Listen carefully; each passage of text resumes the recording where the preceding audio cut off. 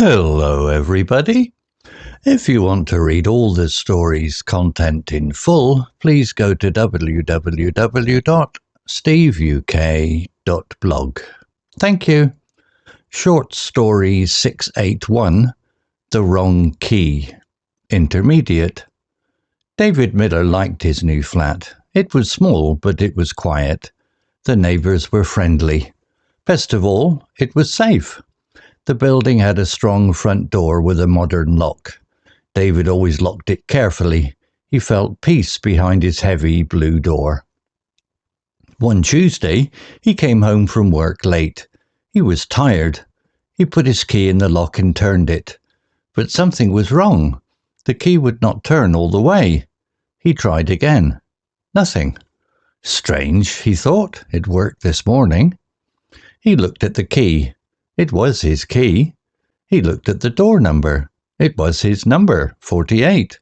He tried once more, pushing hard. The key turned suddenly, but with a rough, grinding sound. The door opened. Inside, everything was dark. He reached for the light switch. The room was exactly as he left it. His book on the sofa, a clean cup on the table. He shook his head and laughed quietly. "Silly man," he said to himself. "You need to sleep." The next day he forgot about the lock. But on Thursday evening it happened again. He put his key in the lock of his blue door. It didn't turn smoothly. It felt stiff. Then he noticed something else. A very small, thin scratch on the metal around the keyhole. It was new. A cold feeling started in his stomach. Someone tried to get in, he thought. Someone tries to use a different key. He called the police. A young police officer came, looked at the door, and wrote in a notebook. "Probably just kids playing," the officer said. "Or maybe the lock is getting old. You should get a new one." He gave David a card for a locksmith. David didn't feel better. That night he lay in bed, listening. The old building made its usual sounds, pipes knocking, floorboards settling. But then he heard a new sound, a soft click. It came from the front door. His heart beat fast. He got out of bed and walked quietly to the door. He put his eye to the peephole. The hallway was empty. He saw nothing. The next morning he called the locksmith. A man came and put in a strong new lock with shiny silver metal. "No one will get through this," the locksmith said. David paid him and felt safe again. For 3 days, everything was fine. The new key turned smoothly. The blue door felt like a fortress. On the fourth night, David was watching television. A news report came on. The reporter's face was serious. "Police are searching for a man," she said. "He is dangerous. He enters flats at night while people sleep. He is very quiet. He watches them." David's blood went cold. Vocabulary notes. Lock. Verb. Meaning: a device used to fasten a door, lid, etc., with a mechanism that requires a key to open it. As a verb, it means to fasten something with a lock. Example: the building had a strong front door with a modern lock. David always locked it carefully. Similar words. Bolt, a metal bar that you slide across to lock a door.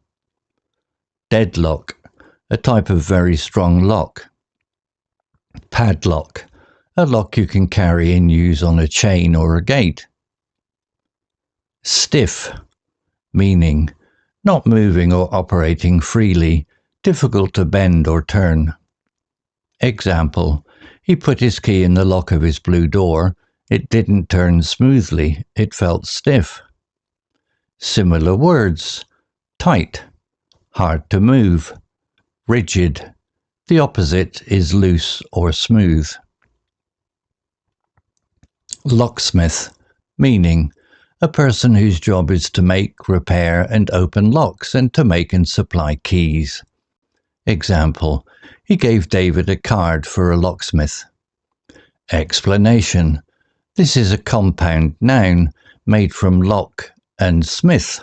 A smith is a person who works with metal, e.g., a blacksmith works with iron, a goldsmith works with gold.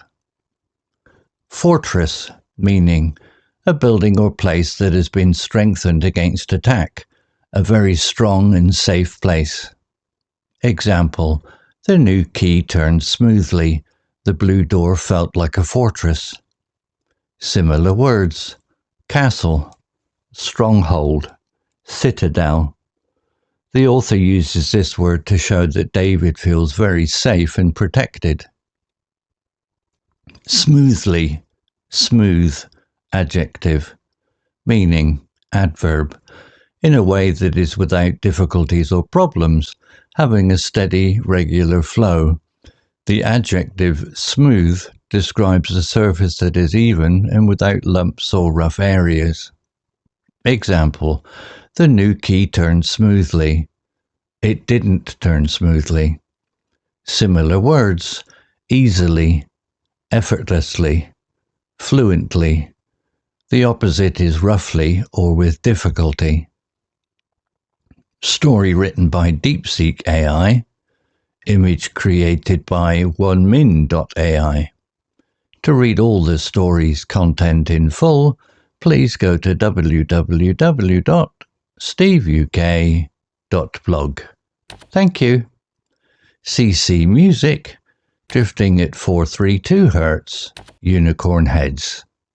Welcome to the deep dive. So today our mission is really getting into those subtle warning signs. You know how we sometimes prioritize feeling comfortable over facing maybe potential threats? Yeah, and we're using this really chilling case, David Miller in his apartment, 4B, to see how these tiny physical clues piled up, how a place he thought was safe turned into something, well, something scary. Right, and the starting point is so important. David picked 4B because it felt secure. He really trusted that feeling. Absolutely. He talks about this strong front door with a modern lock, with heavy painted blue. That door, for him initially, it was like peace of mind personified. But that peace, it doesn't last long, does it? The first sign something's off happens just that Tuesday. He goes to put his key in. And it doesn't turn smoothly. It resists him. Exactly. And when it finally does give way, he hears this rough, grinding sound. It's interesting, isn't it, how quick we are to blame ourselves or just mechanics, fatigue, anything but malice. Oh, it's classic cognitive defense, really. We instinctively reach for the simple explanation, the benign one, because the alternative, like someone trying to break in, that demands immediate, pretty stressful action. So David, he's tired. He kind of laughs it off. Basically decides it's his fault or just the lock being old, not an outside threat. Yeah, he actively chooses that narrative. But that only holds for, what, 2 days? Yeah, because Thursday comes around and the evidence is suddenly right there. Physical. The key feels stiff again, he mentioned. And then he spots it. This very small, thin scratch on the metal around the keyhole. And that detail, it just clicks, forces that cold thought. Someone tried to use a different key. And this is such a crucial moment. He does the right thing, calls the police, looking for backup for this fear he's feeling. But the system kind of lets him down, doesn't it? The officer takes a look. And just brushes it off. Probably just kids playing. Advises him to get a new lock from a locksmith. Treats it very casually. Why is that, do you think? Why do external systems, like the police in this case, often default to the simple, non-criminal explanation? Is that common? I think it often is, yeah. It's operationally simpler, right? Processing a faulty lock is much easier than opening a potential criminal investigation based on just one scratch. So they suggest a locksmith, frame it as wear and tear, basically reinforcing the idea that maybe David was overreacting. Exactly. But David's own senses were already telling him otherwise that very night. He gets the auditory confirmation. Lying in bed, he hears it, a really distinct but soft click from the front door. Gelling. He gets up, checks the peephole, hallway's empty, nothing there. But the sound was real. It confirms his gut feeling, totally separate from what the police said. So his reaction is immediate, practical. He gets a strong new lock installed. Shiny silver metal. And for 3 days, that works. The door feels like a fortress again. The key turns smoothly. He probably felt he'd regained control. He must have. That sense of security restored. But then that fortress feeling just evaporates. Fourth night, he's watching the late news. And there's a report about a police search for a dangerous man. A man who, the report says, enters flats at night while people sleep. And here's the connection that must have just hit him like ice. The news specifies 2 details. The intruder is very quiet, like that soft click he heard. Precisely. And the second detail, he watches them. Now think back, connect that to the earlier signs, the click, almost silent, the scratch, suggesting someone trying to get in quietly, maybe planning. So the things he'd initially dismissed, partly because of the police advice, partly his own desire not to panic. They weren't paranoid at all. They were, as you said, high-fidelity data points that his environment and his own mind tried to filter out. So wrapping this up, what does this deep dive really tell you listening? I think it highlights this gap between systemic reassurance, like the police response, and actual genuine safety. Yeah.